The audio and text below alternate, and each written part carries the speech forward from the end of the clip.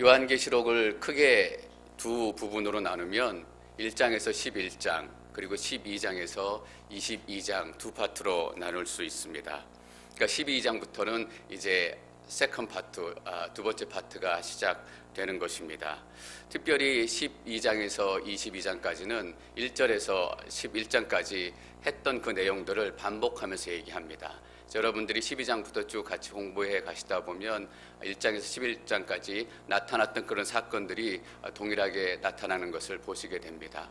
좀 더 자세하게, 좀 더 실제적으로 설명하고 있다는 차이가 있습니다. 특별히 요한계시록 12장, 13장, 14장은 요한계시록의 핵심이다라고 얘기합니다. 왜냐하면 7교회의 궁극적인 질문, 우리 삶의 궁극적인 질문에 대한 답을 주기 때문입니다. 예수 믿고 또 구원받고 승리했는데 여전히 내 삶 속에는 고통과 절망과 아픔과 전쟁이 끊이지 않습니다. 7교회가 묻고 싶었던 이야기가 바로 이 질문일 겁니다. 하나님, 예수 믿었는데 왜 여전히 우리는 이 땅에서 약한 교회로, 약한 모습으로 머물러 있어야 합니까? 언제 내 인생의 전쟁이 끝나고 내 인생의 싸움이 끝날 수 있습니까? 이 질문에 대한 대답이 12장, 13장, 14장에 나타나 있습니다. 그래서 이 세 장의 큰 주제는 영적 전쟁입니다. 쉬운 말로 하면 싸움 기술을 보여주고 있는 그런 장이기도 합니다. 이 세 장에서는 왜 싸움이 일어났는가? 누구와 싸움을 싸우게 되는가? 그래서 13장에 보면 666도 나오고 또 짐승도 나오고 12장에는 사단, 큰뱀, 용이 등장합니다. 그리고 어떻게 싸워야 하고 또 우리가 그 싸우고 난 싸움의 결과는 어떤 것인가라는 것을 공부하게 되는 것입니다. 이 구체적인 질문에 대한 우리 삶의 답들을 찾아가는 시간이 되기를 소망합니다. 1절 말씀 함께 보겠습니다. 1절 읽습니다. 시작. 하늘에 큰 표징이 나타났습니다.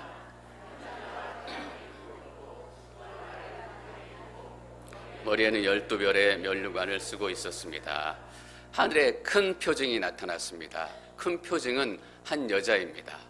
여러분, 여자는 힘으로 얘기하면 약한 존재입니다. 특별히 2절에 보니까 2절에는 그 여자가 아이를 가지고 있습니다. 임신한 여자는 아무 힘도 없고 능력도 없고 그냥 약한 자 그 자체입니다. 고아와 과부, 어떻게 보면 고아와 과부보다 더 약한 존재가 임신한 여자일 수 있습니다. 근데 보기에는 약하고 별 볼 일 없어 보이는 이 여자에 대한 표징이 하늘에 나타났는데 그냥 표징이다라고 얘기하지 않고 큰 표징이 나타났습니다 라고 기록합니다. 이게 왜 중요하냐면 저기 3절 말씀 좀 먼저 읽어보겠습니다. 3절 시작. 그때 또 다른 표징이 하늘에 나타났습니다. 예, 거기까지. 예, 하늘에 다른 표징이 나타났습니다. 이 표징은 용에 대한 표징입니다. 힘이 있고 강력하고 공격적이고 겉으로 보기에는 어느 누구에게도 물러서지 않을 것 같은 이 용의 표징이 하늘에 나타났는데 용의 표징은 그냥 표징이다라고 기록을 합니다.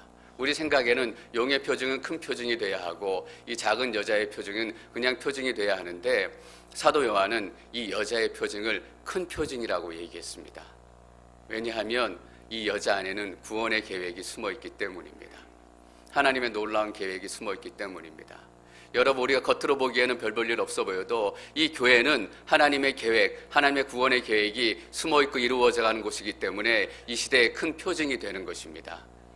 7교회를 생각해 보십시오. 간신히 그 지역에서 그냥 이름만 유지하고 숨겨당하기도 하고 빼앗기기도 하고 그냥 큰소리 못 내고 살아가던 그런 약한 여자와 같은 존재였습니다.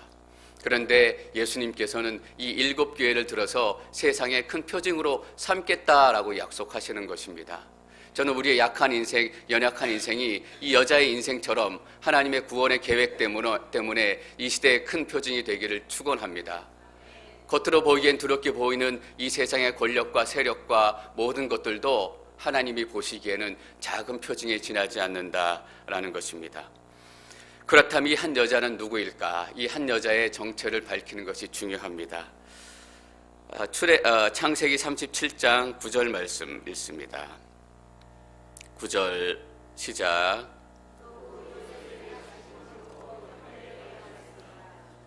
보세요, 제가 또 꿈을 꾸었는데 해와 달과 11개의 별들이 제게 절을 했습니다. 12장 1절에도 해 나오고 또 달이 나오고 별이 등장합니다. 그래서 많은 사람들이 12장 1절에 등장하는 이 해는 창세기 39장 말씀과 연결해서 야곱, 그리고 달은 야곱의 아내, 그리고 11별은 11명의 요셉의 형제들, 그리고 나머지 하나 요셉까지 12별이라고 얘기를 많이 합니다. 성경에서 12라는 숫자가 나오면 12지파를 의미하는 것이 대부분입니다. 12별은 12지파이고 또 어떤 학자들은 태양은 아브라함이고 달은 사라고 또 12별은 12지파다라고 얘기하는데 어떻게 보든 간에 결론은 똑같습니다. 이 여자는 무엇을 상징하는가? 하나님께서 메시아를 탄생시키기 위해서 세우신 이스라엘의 언약의 공동체를 얘기합니다. 이 공동체를 통해서 하나님께서 하나님의 계획을 이루어갑니다. 그리고 구약의 여러 군데 표현을 보면 이스라엘 백성들을 임신한 여인으로 표현하는 부분들이 자주 나옵니다. 아기를 가져 해산할 때가 된 여인이 아파서 몸부림치며 울부짖는 것 같이 하나님께 세워져 가는 공동체, 하나님의 은혜로 세워져 갑니다. 그러나 그 공동체가 제대로 세워져 가기 위해서는 마치 해산한 여인이 고통 가운데서 아이를 낳는 것처럼 하늘이 두 번 노래지는 그 고통의 시간을 지나가는 것처럼 그 시간을 보내지 않으면 그 공동체가 제대로 세워져 가기 어렵습니다. 이 앵커리지 온누리 교회가 제대로 세워져 가기 위해서 많은 분들의 눈물과 고통과 아픔의 시간이 분명히 있었습니다. 여러분 한 분 한 분의 기도하면서 흘리는 눈물, 한 분 한 분이 삶에서 하나님 말씀대로 살아내려고 하는 그 노력의 시간들이 이 공동체를 하나님의 공동체로 만들어가는 큰 원동력이 저는 될 줄 믿습니다. 2절 말씀에서 그렇게 기록을 하고 있습니다. 2절 말씀 읽습니다. 2절 시작. 해산할 때가 돼 진통과 괴로움으로 울부짖었습니다. 진통의 공동체, 괴로움의 공동체, 우리가 보기에는 도망가고 싶은 공동체이지만 이 진통과 괴로움을 통해서 하나님의 아들 메시아가 등장하기 시작하는 것입니다. 3절 말씀 계속 읽습니다. 3절 시작. 그때 또 다른 표징이 하늘에 나타났습니다. 7머리와 10뿔을 가진 큰 붉은 용이 나타났는데 그 머리에는 7 면류관을 쓰고 있습니다. 10뿔, 7머리, 여러 가지 깊은 의미가 있겠지만 듣고 보기에도 강하게 보이고 또 무섭게 보이고 두렵게 보이고 특별히 붉은색입니다. 계시록 17장에 가보면 증녀가 물 위에 앉아있는데 광야에 앉아있는데 붉은색 옷을 입고 있어요. 근데 붉은색 옷이 어떤 옷이냐 하면 이스라엘의 백성의 피, 믿음의 사람의 피 때문에 추해 있다라고 표현을 해요. 붉은색 머리에 뿔, 또 7머리, 머리가 7개이니까 웬만하면 잘 죽지도 않을 것 같아요. 사람들에게 두려움을 주고 공포감을 줘요. 그리고 또 뭐가 있냐면 그 머리에는 7 면류관을 쓰고 있다라는 거예요. 면류관은 뭐예요? 왕의 표시예요. 7별 또 7촛대, 7이라는 단어를 쓰고 있어요. 자기 자신도 왕의 왕관을 썼는데 7 왕관, 완전한 왕권을 누리고 있는 것처럼 사람들에게 보이는 거예요. 그 세상의 권력들을 보고 세상에 힘 있는 사람들 또 그 뒤에 있는 세력들을 보면 우리가 두려워하고 떨게 돼요. 근데 요한은 거기서 머물러 있지 않습니다. 다르다라고 얘기하고 싶은 거예요. 12장 1절에 보면 여인도 그 12별의 머리에 면류관을 썼어요. 그리고 용도 그 7머리에 각각 면류관을 썼어요. 근데 면류관을 다른 단어로 사용하고 있는 거예요. 같은 면류관이지만 여인의 면류관과 이 용의 면류관이 다른 단어예요. 왜 사도 요한이 다른 단어를 썼을까요? 같이 보이는 왕관이지만 질이 다르다라는 거예요. 차원이 다르다라는 거예요. 여러분 사장이면 다 같은 사장이에요. 자가용하고 기사가 있어야 진짜 사장이잖아요. 옛날에 그런 얘기를 했던 그 기억이 나요. 서울대면 다 같은 서울대냐, 법대가 다르고, 왜 그전에 보면 지금은 어떤지 모르겠는데 농수산학과 좀 점수가 낮았어요. 그래서 거기 미달로 들어가는 경우도 많았어요. 그때 서로들 서울대생들이 그런 얘기 했다 그래요. 서울대생이면 다 서울대생이냐, 이 말을 얘기하고 싶은 거예요. 왕관을 썼으면 다 왕이냐 이거예요. 힘이 있으면 그게 다 힘이냐 이거예요. 여러분, 교회하고 세상의 로타리 클럽 조직하고 모임하고 같아 보여요. 그러나 아니에요. 교회는 세상의 모임과 달라요. 겉으로 보기엔 힘도 없고 때로는 다투기도 하고 때로는 말도 안 되게 웃긴 모습을 보이기도 하지만 교회는 세상의 모임과 달라요. 왜냐하면 교회에는 하나님이 거하시기 때문이에요. 교회를 통해서 하나님의 구원의 계획이 이루어지기 때문이에요. 그래서 교회는 손해봐도 오는 곳이에요. 여러분, 세상의 모임은 어때요? 내가 손해보면 절대로 거기에 참가하지 않아요. 내가 손해보면 이익이 되지 않으면 그 모임에 나가지 않아요. 근데 교회는 어떤 곳이냐? 내가 손해가 될지라도 그것에 하나님이 계시고 하나님의 구원의 계획이 멈추지 않는다는 믿음이 내게 있다면 그 교회를 내가 포기하지 않아요. 여러분, 교회에 횡령 사건이 나타나지만 그렇다고 해서 교회가 무너지지 않아요. 사람들의 잘못이지 하나님의 계획이 떠나지 않고 있기 때문이에요. 여러분, 질적으로 달라요. 우리 크리스찬들도 질적으로 다른 거예요.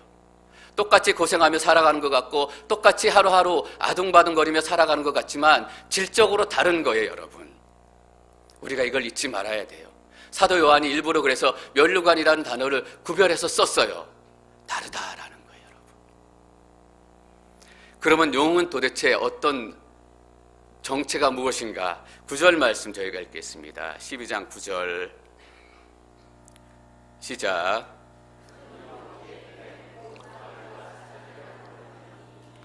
온 세상을 현혹시키는 이가 쫓겨났습니다. 그의 사자들도 그와 함께 쫓겨났습니다. 큰 용은 다른 이름으로 옙뱀 그리고 사단이라고 해요. 그러니까 큰 용은 뭐예요? 사단이에요. 그리고 옙뱀이라고 불린대요. 이 큰 용 옙뱀과 여인이 드디어 만나게 돼요. 근데 우리는 이 뱀하고 여인이 아주 오래전에 만난 걸 알고 있어요. 잘못된 만남이 에덴 동산에서 시작이 된 거예요. 창세기 3장 15절 말씀 읽습니다. 창세기 3장 15절 시작. 여자 사이에 내 자손과 여자의 자손 사이에 중호심을 누리니 여자의 자손이 내 머리를 상하게 하고 너는 그의 발꿈치를 상하게 할 것이다. 뱀이 여자에게 살짝 거짓말을 친 거잖아요. 선악과를 따먹으면 하나님처럼 될 수 있다. 그래서 여자가 속아서 선악과를 따먹어요. 인류의 비극이 거기서부터 시작이 됐습니다. 거기서 끝났어야 되는데 하나님께서는 다시 한번 에덴 동산을 회복시킬 계획을 가지고 계신 거예요. 그래서 3장 15절 말씀에 여인의 후손을 통해서 메시아가 나오게 될 것이다. 처음 복음의 메시지가 선포돼요. 그래서 내가 에덴 동산을 회복시키겠다. 여러분, 이때 하나님께서 에덴 동산을 회복시킨다라는 말씀은 처음에 지으셨던 에덴 동산을 똑같이 회복시킨다, 그 이상의 의미를 가지고 있어요. 어떤 의미냐면 하나님께서 에덴 동산을 지으시고 아담과 하와를 지으시고 꿈꾸었던 그 목표를 이루신다라는 거예요. 그래서 우리의 구원의 마지막이 에덴 동산의 회복이다, 엄밀히 말하면 틀린 얘기예요. 에덴 동산이 꿈꾸었던 그 세상과 시간과 그 관계와 축복으로 나아가는 거예요. 그래서 에덴 동산에 살았던 아담과 하와보다 예수 믿고 구원받는 우리가 훨씬 큰 축복을 누리는 거예요. 근데 하나님께서 어떻게 말씀하셨냐 하면 너와 여자 사이에, 여기서 너는 누구예요?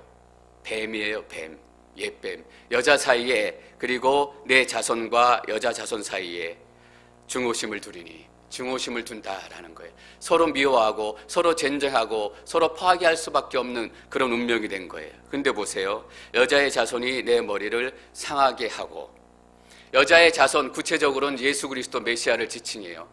이 메시아가 나오게 되면 사단, 뱀의 머리를 밟게 될 것이다, 치명상을 입게 될 것이다 라고 얘기해요. 사단이 이 말씀을 알았을까요? 몰랐을까요?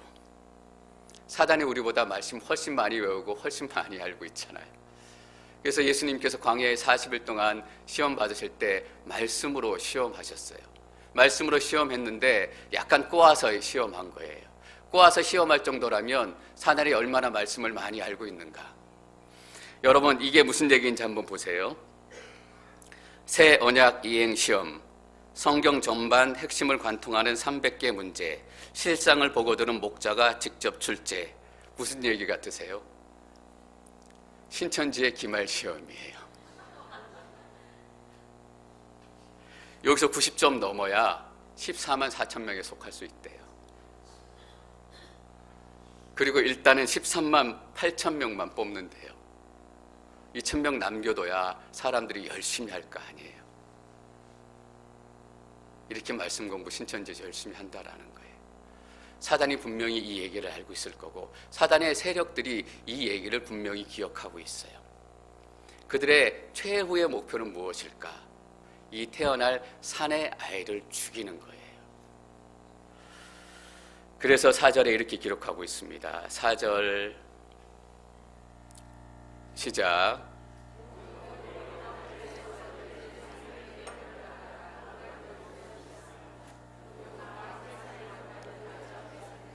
이것은 그녀가 아이를 낳을 때 삼키기 위한 것이었습니다. 용의 꼬리로 11장에 보면 무적행에서 메뚜기가 올라온 거 여러분 기억나세요? 5번째 나팔 불 때 그때 메뚜기의 꼬리가 어땠어요? 정갈의 꼬리처럼 독침을 쏜다라고 했어요. 6번째 나팔을 보니까 2억 명의 마병대가 출동해요. 근데 그 말들이 꼬리가 어때요? 꼬리로 해치는 권세를 가지고 있대요. 꼬리를 가지고 하늘의 별들을 떨어뜨리는 거예요. 여러분 쫄병들은 대장을 담게 돼 있어요. 우리가 예수님을 쫓아가면 예수님을 담게 돼 있다라는 거예요. 여러분 사단을 담는다는 것, 또 마귀를 담는다라는 것이 어떤 의미예요? 겉으로 얼굴이 우락부락하다? 어떤 경우는 이런 의미도 있어요. 꼬리가 가지고 있는 진짜 의미는 뭐냐면 사단의 전략을 그대로 쓴다라는 거예요. 사단의 전략이 뭐예요? 핍박하고 죽이고 그리고 또 하나 속이는 거예요. 막 위협해요. 위협하다가 안 되면 으르고 잘해줄게 괜찮아 속이는 거잖아요. 속이다가 안 되면 위협하고. 예수님을 닮아가는 사람은 어때요? 내가 너희를 사랑한 것 같이 예수님의 사랑을 닮아가는 거예요. 저는 여러분들이 핍박하고 속이는 사람들이 아니라 예수님 닮았기 때문에 예수님처럼 사랑하는 하나님의 성도가 되시기를 축원합니다. 꼬리로 하늘의 별들의 3분의 1을 떨어뜨리는 거예요. 그 전에 많은 해석들은 어떻게 했냐면 하늘의 3분의 1 별들이 떨어진 게 타락한 천사다라고 해석을 많이 했어요. 근데 12장 1절에 보면 별들이 나타나잖아요. 12별이. 12별이 뭐예요? 하나님의 공동체, 언약의 공동체, 이스라엘 공동체잖아요. 하나님의 신실한 사람들. 떨어지는 별들도 똑같은 의미를 띄어야 같은 문맥에서 맞는 거잖아요. 꼬리를 통해서 어떻게 해요? 하나님의 백성들을 떨어뜨리고 괴롭히고 핍박하는 거예요. 때로는 상처 입기도 하고 때로는 빼앗기기도 하고 때로는 순교 당하기도 한다라는 거예요. 여러분 이게 교회가 당면하고 있는 또 우리 믿음의 사람들이 당면하고 있는 현실이기도 해요. 용은 막 해산하려고 하는 여자 앞에 섰는데 이것은 그녀가 아이를 낳을 때 삼키기 위한 것이었습니다. 아이를 죽이려고 해요. 그래서 사단이 실제로 헤롯의 마음을 막 분개케 해가지고 동방 박사들이 왕이 태어났다고 했는데 어디에 났습니까? 라고 얘기했을 때 헤롯이 어떻게 하는 거 기억나세요? 베들레헴에 왕이 났다고 했으니 베들레헴에 2살 밑에 어린애들을 다 죽여라 라고 얘기해요. 실제로 예수 그리스도를 삼키기 위해서 헤롯의 전략을 또 사단의 전략을 썼던 거예요. 여러분 헤롯이 사단은 아니에요. 그러나 헤롯이 사단의 하순이 돼서 사단의 일들을 대신해 주고 있는 거예요.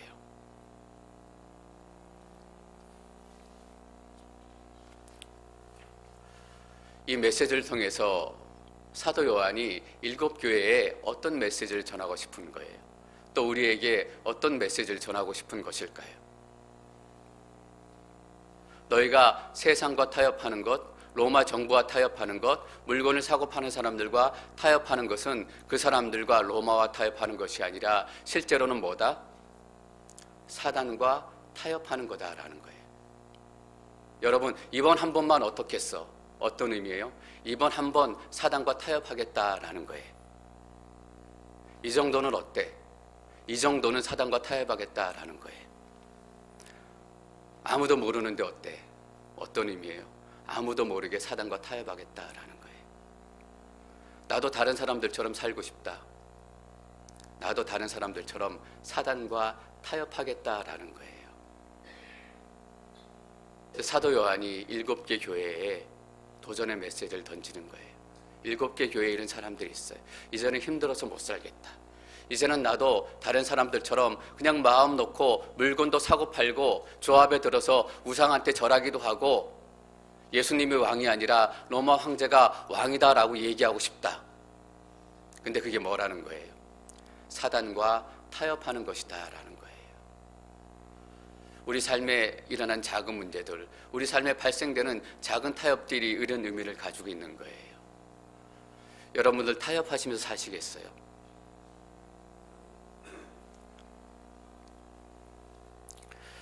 5절 말씀 계속 읽습니다. 5절 시작.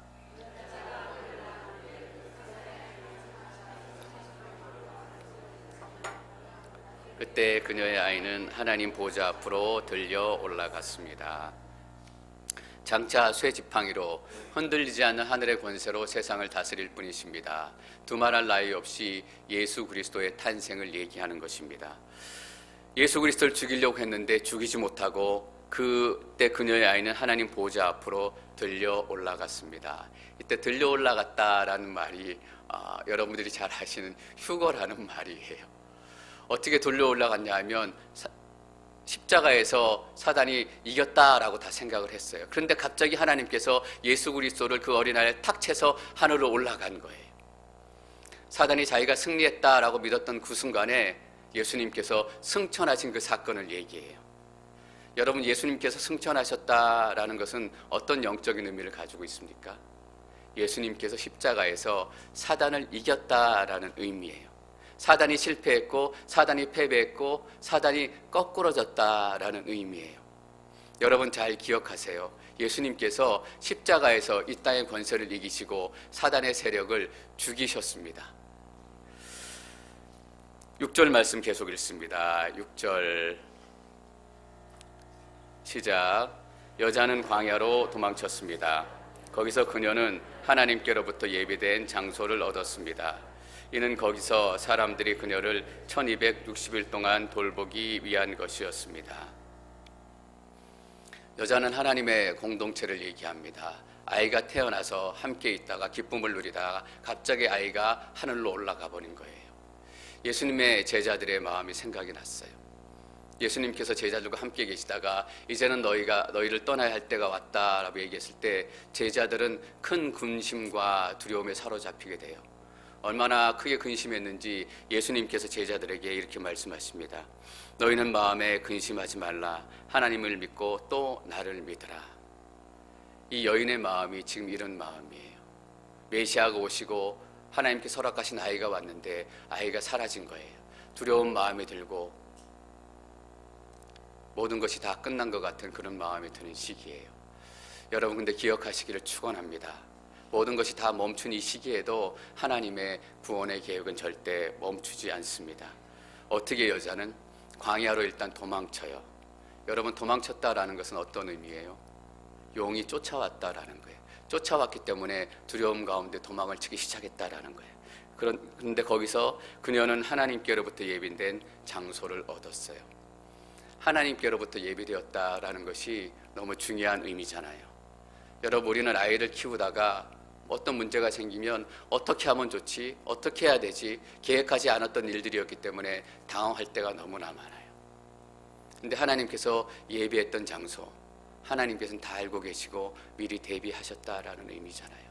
그들이 광야로 올 것을 알기 때문에 아이가 하늘로 올라가면 뱀들에게 쫓겨서 도망갈 것을 알기 때문에 하나님께서는 미리 예비하셨다라는 거예요. 여러분 우리 삶에는 어떤 일들이 그냥 갑자기 생긴 것 같아요. 갑자기 아프고 갑자기 사업이 망하고 갑자기 관계가 깨지고 그럴 때마다 우리는 어쩔 줄 몰라서 도망쳐요. 어디로 도망칠지도 모르고 그냥 막 가고 싶은 대로 가는 거예요. 그래서 어떤 사람은 마약에 빠지기도 하고 어떤 사람은 알코올 중독에 빠지기도 하고 어떤 사람은 포르노 중독에 빠지기도 하고 자기가 모르는 그냥 세상이 이끄는 대로 도망쳐요. 여러분 우리의 도망갈 것은 어디예요? 하나님께서 미리 예비하신 장소예요. 어떤 상황에서도 하나님의 보호가 우리의 삶을 떠나지 않는다라는 거예요. 이는 거기서 사람들이 그녀를 1260일 동안 돌보기 위한 것이었습니다. 이 광야에서 첫 260일 동안 하나님의 천사, 하나님의 놀라운 보호하심이 이 여자를 지키고 하나님의 공동체를 지키는 거예요. 여러분, 이 돌보신다라는 의미가 어떤 의미예요? 이 돌봄을 위해서는 뱀과 싸워야 돼요. 저는 이 돌보신다라는 의미가 다른 말로 하면 영적인 전쟁이다라는 것을 깨달았어요. 우리가 광야에 도망가서 하나님의 안전한 곳에 거하면서 아무것도 하지 않고 머물러 있는 것이 아니에요. 그곳에서 우리는 하나님의 보호 아래서 영적인 전쟁을 시작해야 된다라는 거예요. 여러분, 하나님의 전쟁, 또 영적인 전쟁은 어떤 의미일까? 또 우리가 보호하심을 받는다라는 것의 진짜 의미는 어떤 의미일까? 1260일에 그 힌트가 있다라고 저는 믿습니다. 계시록 11장 3절 말씀 저희가 함께 읽습니다. 계시록 11장 3절 시작.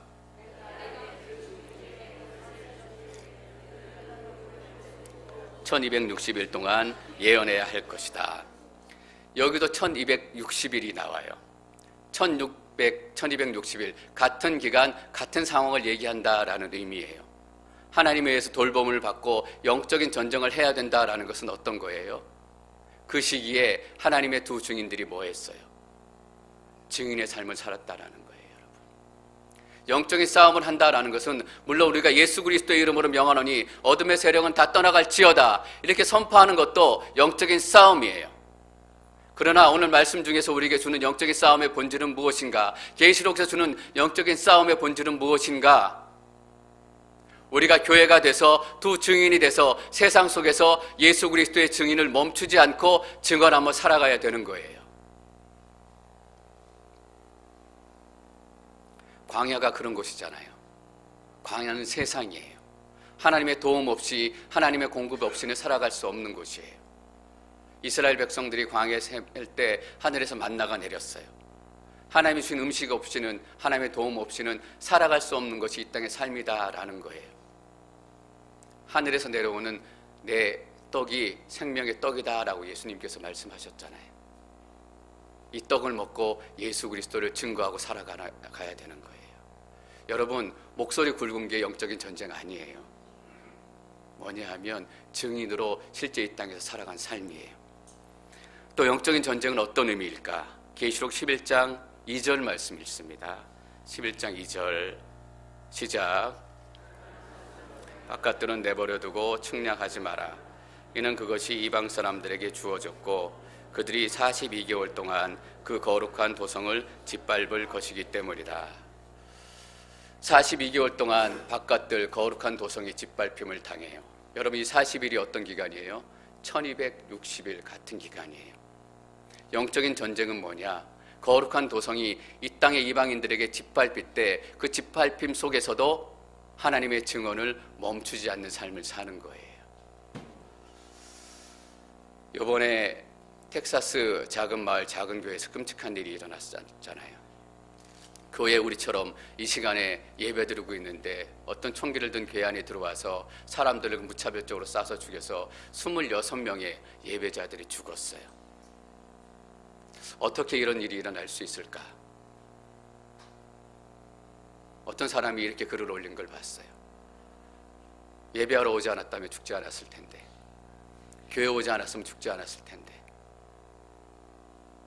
하나님은 하나님께 예배하는 사람들도 지켜줄 수 없어요. 그리고 이렇게 끄집내져요.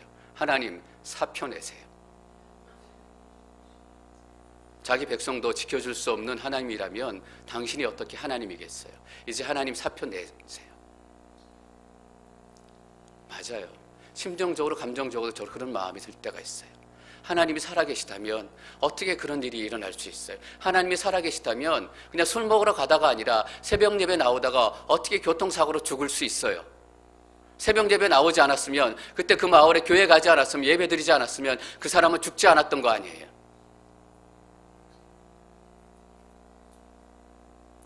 근데 하나님께서는 방금 읽은 요한계시록 11장 2절 말씀에서 너희들에게도 그런 일이 일어날 수 있다. 예배드리다가 마치 학교에 총기를 든 괴한이 찾아들어 사람들을 죽이는 것처럼 교회 안에 괴한이 들어와서 사람들을 죽이는 일이 일어날 수 있고, 너희가 술 먹으러 가다가 교통사고 당하는 것처럼 선교하다가 교통사고 당할 수도 있고. 어떤 의미예요? 42개월 동안 거룩한 도성이 이방인들에게 짓밟히도록 내버려 두셨다라는 거예요. 지난주에도 말씀드렸지만 왜 거룩한 도성이 이방인들에게 짓밟히도록 내버려 두셨을까? 왜 때때로 교회에 들어와서 그렇게 어려운 일이 생기도록 하나님께서 내버려 두셔야 했을까? 왜냐하면 교회는 세상 속에서 증인으로 살아야 되기 때문이에요. 여러분 잘 생각해 보세요. 이게 진짜 영적인 전쟁이에요. 하나님 사표 내세요. 사람들이 이렇게 얘기하는 그 순간에도 하나님의 신실하심을 믿고 그 순간에도 하나님께서 왜 42개월 동안 이 거룩한 도성이, 이 거룩한 교회가 세상에 짓밟히도록 내버려 두셨는가? 하나님의 신실하심을 믿고 여전히 예수 그리스도 이 땅 가운데 증언하며 살아가는 것, 이것이 진짜 영적인 전쟁이에요. 기도 외에는 이런 누가 나갈 수 없다. 기도할 때가 있어요. 그러나 진짜 영적인 전쟁은 우리가 증인으로 살아가야 하는 거예요. 우리가 아모스서를 묵상하면서 계속 나누었던 말씀, 계속 하나님께 주셨던 은혜가 그거잖아요. 교회 안에만 머물러 있지 마라. 너희는 세상 속으로 나가야 한다. 그리고 약하고 어렵고 고아와 과부들과 함께 해야 한다. 그것이 뭐예요? 1260일 동안 두 증인이 이 땅에서 증언하는 삶을 살아가는 거잖아요. 42개월 동안 이 거룩한 도성이 이방인들에게 짓밟히도록 내버려 둔 그 이유가 되는 거잖아요. 텍사스에서 교회에서 그 끔찍한 일이 일어났어요. 우리가 어떻게 반응 것이 성경적인 것일까? 우리가 어떻게 사는 것이, 물론 그 죽은 사람들, 그 교회 회복, 많은 사람들 위해서 함께 기도하고 함께 돕는 것, 그것도 성경적인 방법이에요. 그러나 성경적인 방법, 성경적인 영적 전쟁은 무엇일까? 그 사람들이 거기서 예배드려가 죽었기 때문에 우리가 더 말씀대로 오늘의 삶을 사는 거예요.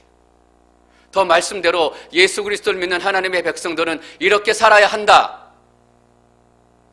만나를 먹은 하나님의 은혜를 입은 백성들은 이렇게 살아야 한다라고 더 명확하고 클리어하고 강력하게 보여줘야 되는 거예요.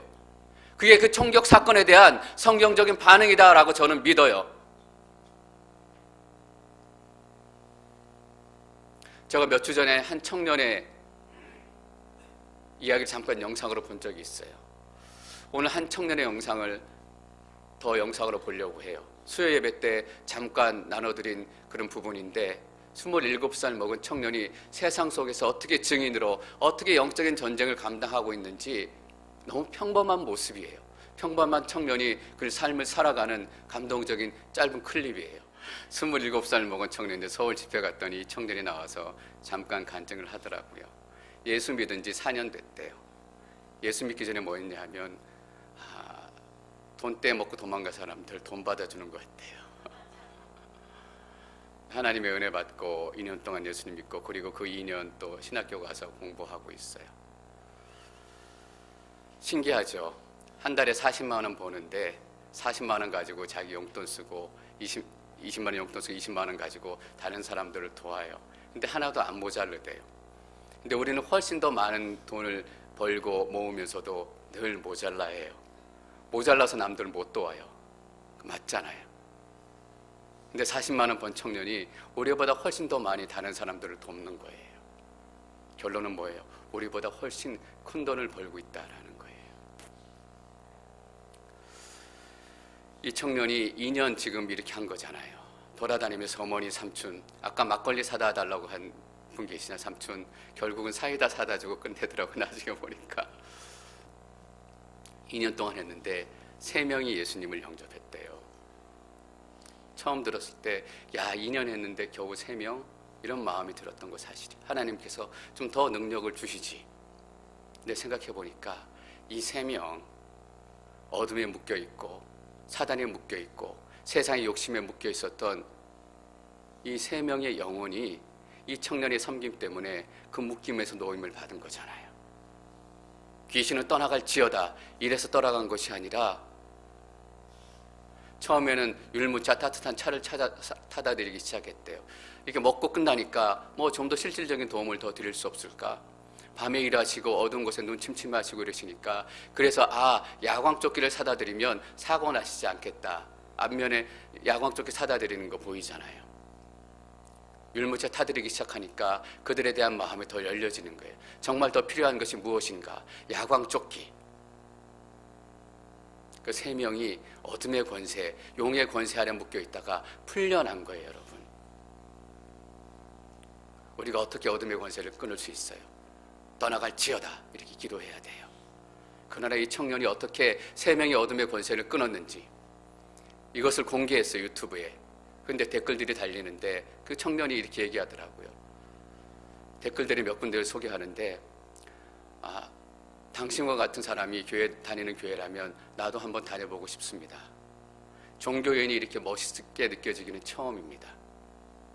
예수님에 대해서 관심이 없었던 사람들, 여러분 무정에서 연기가 올라와가지고 거짓과 속임수에 다 가려있던 사람들이 이 야광조끼 하나로 그 어둠이 거치고 새로운 하나님의 존재에 대해서 생각하기 시작한 거잖아요.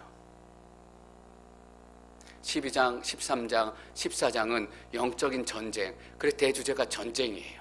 우리가 어떻게 전쟁해야 될 것인가, 누구와 싸워야 될 것인가, 666도 나오고 짐승도 나오고 큰 영도 나오고 옛뱀도 나오고 사단도 나와요. 이것을 통해서 싸우는 기술을 우리에게 얘기해 주고 싶은 거예요. 어떻게 싸울 것이냐, 어떻게 이길 것이냐. 현목 청년이 어떻게 살았어요? 두 증인으로 산 거예요.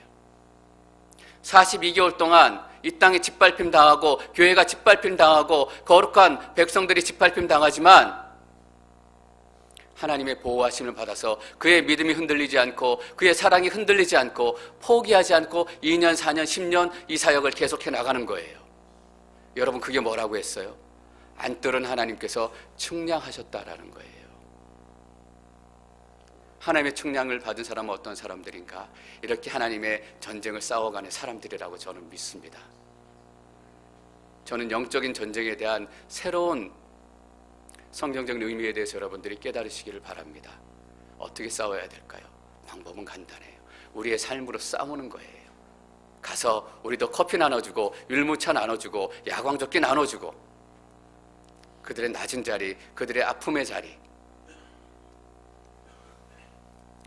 이 싸움의 기술이 여러분의 싸움의 기술이 되기를 축원합니다.